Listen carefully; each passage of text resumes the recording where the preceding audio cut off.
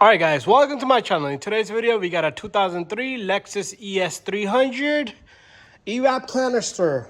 Okay, customer, when I got the pipe that comes here, I want to show you guys how to do this. It's not an easy task. So first of all, throw some WD-40 on these mounts.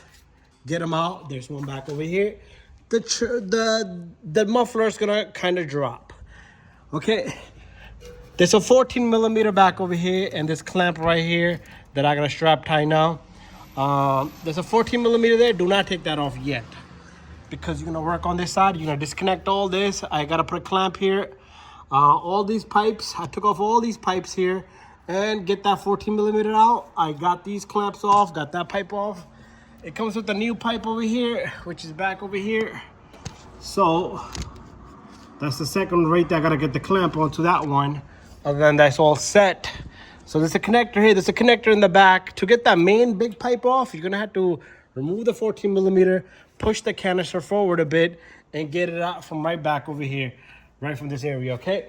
And then once you have everything out, once this muffler is dropped, your EVAP canister is gonna come out this way.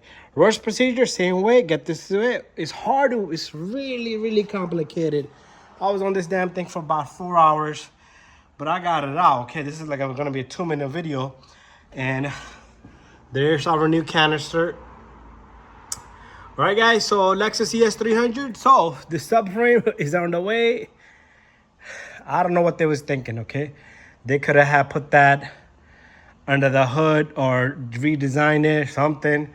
And or maybe just get rid of this shit for the spare tire. But it's out, guys. Thank you for watching my video. A couple of clamps I gotta put back together and we're good to go. Thank you for watching my video. Hopefully this video helps you. So I'm gonna guide you through from this one right here. So pretty much, let me just stand this thing up. I took off this. These tubings that stays with it, I took those off to this one. And there's two pretty much. And take them both off so you could have a better access to that bolt. This one right here, you gotta fork it out of there, but you're gonna have to kind of tip it forward. The sensor right here, the pressure sensor, that one, if you disconnect it from this, it comes down and you could disconnect it.